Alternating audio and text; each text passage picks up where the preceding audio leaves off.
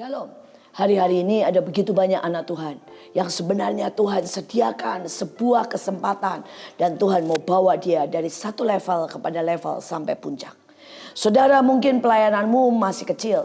Mungkin hari ini engkau bukan siapa-siapa. Tetapi tahukah saudara bahwa ada rencana besar Tuhan. Dan ini Tuhan sudah tidak punya waktu lagi. Akhir daripada akhir zaman. Kita ada di detik-detik terakhir. Karena itu Tuhan mau bawa banyak orang untuk mencapai puncak. Tetapi persoalannya ada banyak orang yang tidak menyadari apa yang mengganggu hidupnya. Apa yang membuat hidupnya tidak pernah bisa mencapai puncak. Dan saudara, saya mau coba hari ini untuk membahas tentang tempat berpijak, saudara. Tempat berpijak yang membuat iblis bisa mengganggu saudara, bisa menjatuhkan berkali-kali dalam hidupmu, bisa menghambat, bahkan bisa menyeret engkau sehingga terus jatuh dan bangun. Saudara, ada beberapa hal. Yang pertama adalah kondisi hati. Saudara, kondisi hati, ada beberapa orang yang hidupnya ini hatinya selalu khawatir, didominasi dengan khawatir. Pada waktu dia dapat pelayanan dan dia berkata, kalau saya gagal, kalau saya nyanyi dan tiba-tiba fales, kalau saya salah bicara. Saudara, dan kekhawatiran itu adalah kondisi hati. Saudara, yang lain yang mengganggu dia mungkin kondisi hati yang selalu iri. Melihat apapun dalam hidup ini, dia iri, saudara. Dia iri kenapa orang lain menjadi lebih kaya. Kenapa orang lain lebih dekat kepada seseorang. Kemana dia dapat pacar atau tidak. Saudara, kondisi hatinya adalah iri. Saudara, kondisi hati yang lain. Saudara, mayoritas dalam hidup kita bersungut-sungut.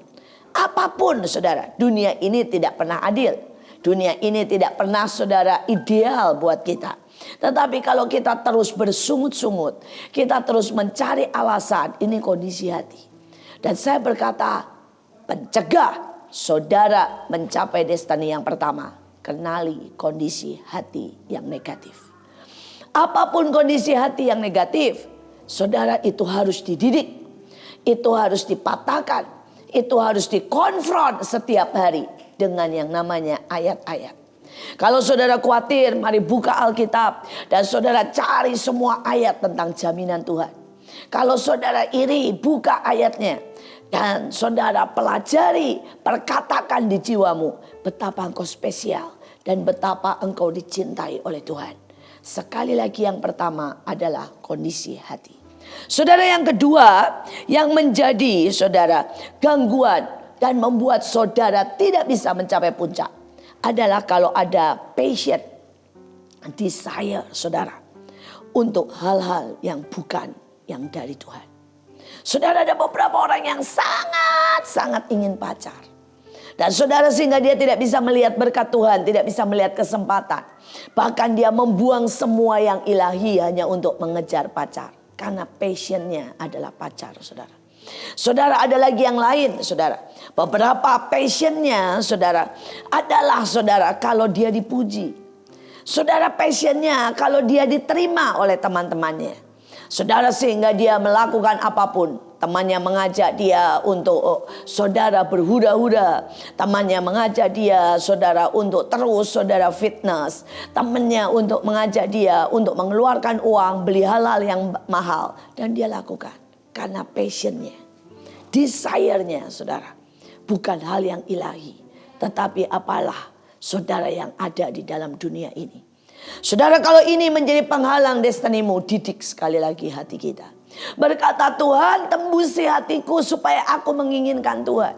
Tembusi hatiku supaya aku menginginkan yang ilahi. Karena apapun yang di dalam dunia ini sedang lenyap. Saudara, dan kita butuh sungguh-sungguh mendidik hati, menyatukan hati dengan desire atau keinginan dari Tuhan. Saudara, dan yang ketiga, saudara, yang menghalangi sehingga banyak orang, saudara, tidak mencapai puncak adalah, saudara, rasa aman yang palsu. Saudara, dia merasa aman. Dia merasa hidupnya sudah baik-baik saja. Saudara, dia merasa, buat apa saya lebih lagi?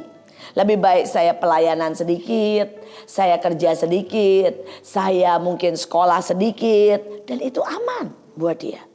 Saudara, ada lagi yang merasa aman kalau dia tidak menjadi aneh. Karena dia Tidak mau saudara teman-temannya menjauh dari dia. Dan dia mulai berkata kalau temannya mengajak merokok, ya dia merokok dikit-dikit gak apa-apa lah. Kalau temannya ajak asuransi, oke lah dia mengajakkan asuransi. Saya tidak berkata bahwa asuransi salah. Tapi beberapa orang saudara, dia uangnya dia pakai kepada asuransi demi asuransi. Asuransi saudara untuk anaknya, asuransi masa depan, asuransi kesehatan, asuransi saudara untuk sekolah, asuransi saudara untuk kalau ada kecelakaan.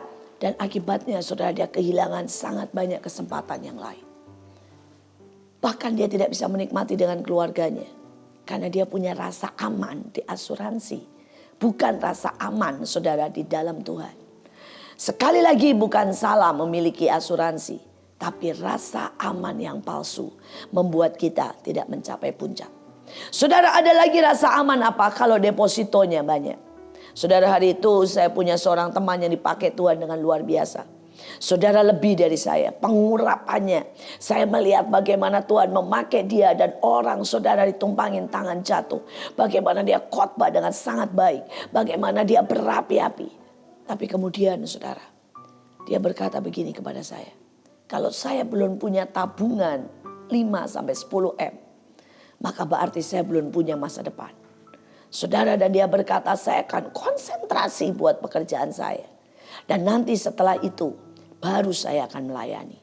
Saudara, dia bekerja dengan sungguh-sungguh saudara untuk mencapai tabungan 5-10 M.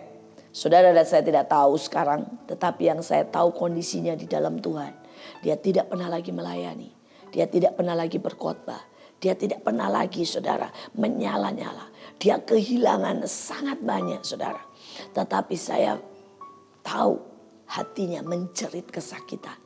Hatinya menjerit kesakitan. Why?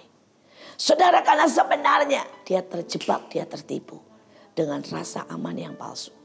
Rasa aman yang dia katakan kalau dia punya 5-10 M maka masa depannya terjamin. Masa depan kita ada di dalam Tuhan. Dan tidak ada yang bisa menjamin masa depan kita selain daripada Yesus Kristus Tuhan. Sekali lagi saudara, yang terakhir adalah saudara kenikmatan dunia. Saudara, ini adalah sesuatu yang menjegal banyak orang sampai kepada puncak. Saudara, pada waktu dia pelayanan, tiba-tiba saudara ada yang menyodori saudara untuk menikmati kenikmatan dunia berpacaran. Atau mungkin dugem, atau mungkin main game saudara. Dan dia tanpa sadar, dia terikat, terjebak dalam main game yang saudara ya, yang sangat berjam-jam. Saudara, hubungan saudara seksual yang tidak wajar. Saudara, kemudian keinginan yang tidak wajar. Saudara, dia terjebak di situ. Sekali lagi hari-hari ini Tuhan sedang bawa saudara menuju puncak. Dan jangan biarkan hal-hal itu menarik kita. Mari kita belajar untuk mengenali itu. Sekali lagi mari kenali kondisi hati yang negatif. Kenali desire saudara kepada yang bukan dari Tuhan. Kenali saudara rasa aman yang palsu. Dan kenali kenikmatan yang menjebak kita. Membuat kita menjadi kecanduan. Saudara, tidak ada orang yang tidak boleh menikmati. Saya menikmati makanan, saya menikmati film, saya menikmati keluarga, saya menikmati banyak hal. Dan percayalah Tuhan sangat ingin kita menikmati. Tetapi jangan sampai saudara terjebak kepada kenikmatan dunia yang membuat kita kecanduan. Saudara, sekali lagi destinimu sangat besar. Tuhan sedang bawa kita menuju puncak. Jangan biarkan hal-hal itu menarik kita dan menghambat kita. Salam kemenangan.